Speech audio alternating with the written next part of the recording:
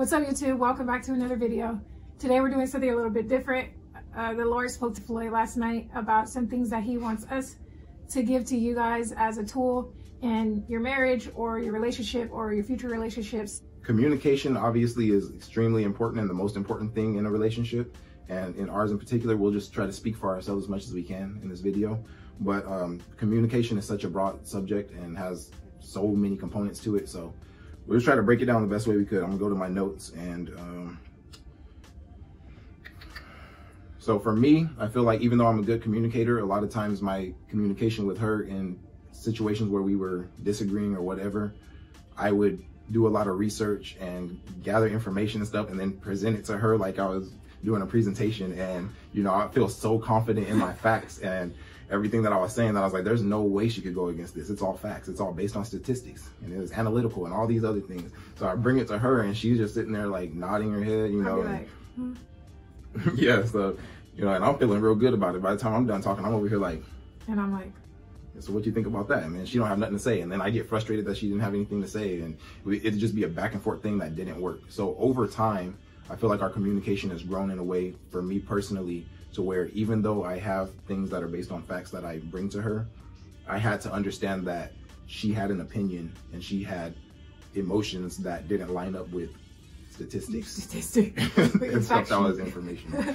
So being able to understand that and realize that her love language is just as important as the information that I learned, that changed a lot of ways in my communication with her. So I'm able to say things and do things and just my body language, facial expressions, and all of those things lined up with what her love language is and how she's able to receive it. I think that's probably what changed the most for me. Yeah, like he said, he's always been good at communicating what's going on with him. And at first it was very, very overwhelming for me because I am not a big communicator. I had a very unhealthy way of communicating. Like he said, give me all these facts and all these things. And it would be like a whole list of stuff that he would want me to respond to. And I would just be like overwhelmed. So I think that over time, like he said, he's learned a new approach when it comes to bringing things to me. And that's something that you have to figure out in your relationship because it's different for everyone.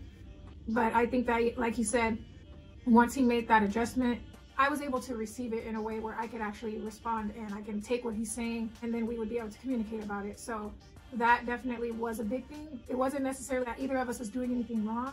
We just had to learn what moves each of us. So yeah, so me shutting down would really, really bother him. And I would feel so bad because I couldn't help it. Like I didn't have the intention of not responding to him to make him frustrated. I just genuinely felt trapped. And I'm the type of person that I have to think about things and I have to ponder it before I can give my response. It has to make its way through my mind, for one, so I can understand what he's saying, and two, so I can find how I feel in it. Because a lot of times, because he'll come to me with all these facts, I just go along with what he's saying because it sounds good, but then I would come to realize that I don't actually believe those things or I don't feel the same way. So yeah, I think that over time we've learned to he's learned to give me space and let me think about how I feel, and then we'll come back. But also in that I had to come to a place where I would have to communicate that with him. Like I said, when I would shut down, he would get frustrated. So I would now it would be like, okay, that's a lot for me to take in. I need time to think about it and to come up with a response because I don't think on the fly. And once he understood that and respected that was my way of communicating, it really changed things in our relationship. Definitely. Yeah, and that's another important thing. That's another point that I had in my notes is that you don't have to address everything all at the same time. Her style of communication, it took me a long time to get that, by the way. Yeah. Yeah, it took me a long time. Probably the first whole 5 years. It's been like 2 years that we've been married for 7 years this year. So it's been like the past 2 years that we've actually been able to communicate. But just how important it is to realize you don't have to settle everything and come to a perfect understanding all in the same time and space. You can revisit it. You let them, it's important to let each other know how you feel in that moment, of course, but don't expect everything to be resolved in, you know, in that conversation. You can revisit it after you both have time to think about it. Your emotions are settled, you know, the tension is settled, because there's a lot of negative emotions that arise when you're trying to talk about something that's bothering you or you disagree on. So definitely give each other space and time to be able to process those things and get your emotions together. Another thing that you had in your notes when you were talking about waiting to communicate about stuff, like if it's something you're upset about or angry about or very emotional about, then it's important that you take time to gather your emotions, because you know, God never intended for us to live our life based on how we're feeling. You know, emotions are God, like God created them, but he doesn't create for us to make decisions and to do things in our emotions, you know? So that's something that I had to learn in all aspects of my life, is how to control my emotions and how to not let my emotions control me. And once I got that, I've seen so many things in every area of my life change. But back to the point I was making, you have to make sure that you're in a good place, because if you go into the conversation with ill feelings, then the outcome of it is probably not going to be the best. And at the end of the day too, it's another point, you have to realize that you have the best intentions for each other. I don't want to hurt her, and she doesn't want to hurt me. And when you understand that, and even when negative things come out of her mouth or mine, we have to be able to look at the bigger picture and realize, okay, the things that she's trying to say are probably coming from good intentions, but I'm receiving it in a negative way because of her body language or whatever. I'm automatically being defensive when her intentions are good, but maybe the delivery could use a little work. So we have to have that understanding too, that our intentions are always going to be good for each other. My intentions weren't to make him feel this way, it made him feel that way. So instead of being defensive, I have to just accept that he didn't feel how I assumed he would. And as soon as I am able to just accept the way he feels and not take it and make it about myself or make it about my intentions, then I'm able to receive it, and then it makes the process faster of coming up with a solution or just being able to acknowledge it, rather than just being like, well, no, you know what I'm trying to say? Like, instead of trying to have an argument about it, just taking it for what it is. Because like he said, it's not just about, he's not bringing it to me to point a finger and be like, you suck at marriage and you suck at this. Like, he's just bringing it to me because he's hurt by it. So when I look at it as, okay, my husband is hurting, at the end of the day, I don't want that for him. So I have to look at it through his eyes, and I have to understand how he's feeling. Yeah, that was good, babe. Thanks. But also too, to the point that you made about you making me feel a certain way, we have to take ownership of our own feelings too. We can't always put the blame on our partner, saying that you made me feel this way, because how we feel is a part of it is a choice. So I can choose to take something negative that she says, and I can be in my feelings about it and put all the blame on her, or I can take what she said that was negative and let her know what my preferences are and what I'd rather her say, or a different way that she could bring it to me, and that would make me feel a little more confident moving forward. So that's another thing too. You don't want to just completely blame your partner. All right, so next, being on the same page. Being on the same page in every aspect of your life, because you could be doing great in 9 areas, but if 10 you're not on the same page in, and you just let time go, it causes a lot of frustration that really isn't necessary, because it's literally just miscommunication. Yeah.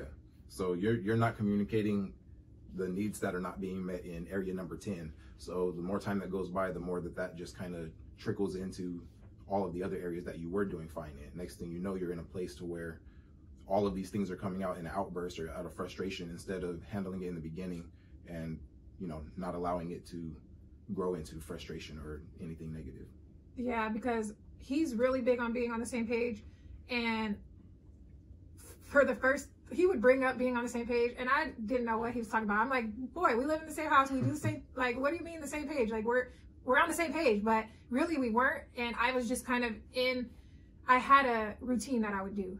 And once he came home, like, he wasn't working anymore, and he would spend every day here, I really came to realize that we weren't on the same page about a lot of things, because I was used to doing so many things in my own way, and I didn't really have to communicate them to him because he wasn't even here. So it was really just no point of it. But once he was home and we had to like share being full-time parents, being full-time daycare providers, because before it would be like he would part-time do it because he was working. But when it changed to him being full-time, we had to basically, instead of me just getting up and starting my day like I usually would, I had to come to him and tell him what my plans were for the day, because if I didn't, he would be waiting around trying to figure out what we're doing, and he would be frustrated. I'm just like, why is he in a bad mood? Like, what even happened? But whole time, he doesn't even know what the day has in store. He can't read my mind. He doesn't know what needs to be done. So that's just a little example of how that can play out in your life, because it doesn't necessarily mean that you're having trouble in your relationship. It's just more like communicating, basically. Yeah, another way of communication. And little backstory on that, I was working in construction, everything. I had a back injury, and so that brought me home. And it's been a while. I've been here, so it's been almost a year. In March, it'll be a year. So in the very beginning, I was just so out of place. It was like I had to learn how to fit in with my own family, and it was just a really weird time and a really frustrating time too. Because like she said, she had her way of doing things that worked, but whenever I would try to jump into something, it's like I was getting in her way because I was guessing and I had no idea how things worked in the morning because I wasn't here in the morning. So yeah, once we got on the same page with that, all of the other things that we were doing really good in just went right back into place, and we were able to keep a flow going in our way of living. So yeah, so that's why it's important to stay on the same page in every area of life. You don't want to let anything slip or sweep anything under the rug. Address it and make sure you both have a way of going forward. Yeah, address it when it's small, because then you'll come to a solution quicker. If you wait and let it become this big thing, then more than likely it's gonna come back up. Yeah, it'll come up. It's not gonna disappear. Right. And then it's gonna be this big thing when all it had to be was a small conversation, a small moment of just getting on the same page about it. So. All right, we're almost done. One of the ways is the fun that we have, just allowing ourselves to laugh and find joy, even when we're in the midst of a situation that doesn't look great or can be negative if we had the wrong approach. So like with the kids, a lot of our day is spent taking care of kids and driving kids around, and pretty much everything is revolved around the kids. But in that time, we usually would be frustrated. In the past, we found a way to find joy in it, whether it's just joking. We joke about the kids together, or we have our little inside jokes, you know, that they don't even know about, and we'll be randomly laughing while we're making a snack or making lunch for the kids, or having fun with them too. Like I've learned that life is too short, and instead of always being so serious with the kids, or even if it's just us, like sometimes it's just fun to make no sense, and like everything doesn't have to be perfectly in order and strict and following, you know, this is the rule, you broke the, you know, we were really on it trying to bring out responsibility in them, but there was no balance between fun and responsibility. And I feel like we're finding that a lot more now, and it's been working, way more enjoyable. There's more joy in the house from everybody, and it's just been really good. So definitely find a way to laugh and have a good time, even when you're in a chaotic situation. Lastly, you want to make sure, this is the most important one to me, having a scheduled time and date for date night. No matter what, no matter how busy you are, no matter how crazy things are in your life, it's important that you get away from your kids, get away from pretty much all the responsibilities of life, and just spend time with your partner, making sure that you're pouring into each other and just having a good time outside of all of those other things. And it doesn't always have to be something extravagant or crazy or going out to a fancy dinner or anything like that. We literally just went to Del Taco on our last date night and sat in the parking lot and had a shake, and we just talked. I used to like enjoy date night because it would mean that I would get to eat something special or get a treat or something. But as I don't know what changed. I guess I'm turning 30 this year, so I guess I've grown up. And I've come to realize that the thing that matters more is just being with each other and getting away from everything, like he said. Even if we don't have a lot to say, even if sometimes we'll just sit in the car in silence and just like enjoy the quiet together. That in itself is so powerful, because it reminds you of what's important to you.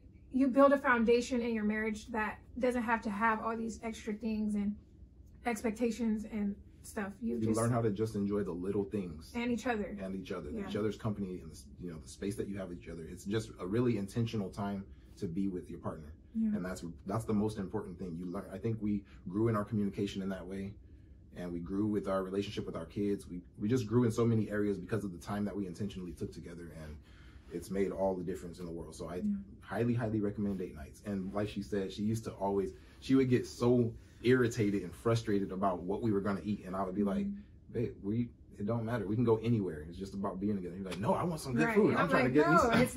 Like this is the day I get to eat what I want. So that was funny.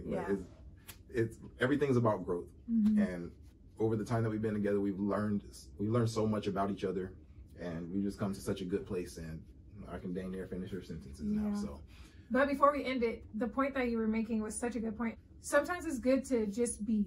Like, you don't always have to be searching for something or wanting more or having expectations for things. Like, even with our kids, I've learned that they just want us around.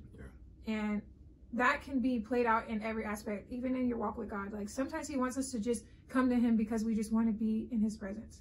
So I think that that is like very powerful and something that everybody should work towards implementing in their lives, because there's freedom in that, in not wanting and not looking for more. There's so much peace and freedom in just being. Yes, absolutely. And our relationship with God, that is the most important thing to us. And that's something that has brought us together, because we would try to do things on our own. We would try to make all these things happen. Like she said, I would always be focused on providing, and I would get stressed out whenever anything didn't look like I was providing. She would always be trying to take care of all the other responsibilities outside of that. And whenever that wasn't looking like things were going to work out perfectly according to her plan, we would just fall apart. But now that we literally give everything to God. Our trust is completely in him, and we don't worry about anything.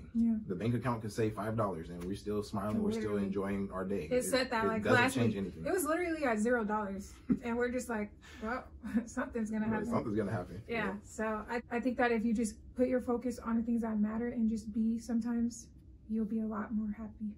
100. Yeah. 100. Okay. All right. Well, anyway, that's all we got. Sorry, this is a long video, but I hope you got something. She's not sorry. I am. I'm sorry it's a long video. No, you're welcome for this great information. Anyways, I hope you guys got something out of this. I really, really hope that it touches the area of your communication and your relationship as a whole and your life as a whole. We just thank you guys for clicking on this video, and y'all better go and like the video. Like and subscribe. Don't just watch it and get something out of it. You know what I'm saying? Go ahead and like and subscribe and share it and all that up. And we'll see you guys on the next one. God bless you. Why did I put one finger up? God bless.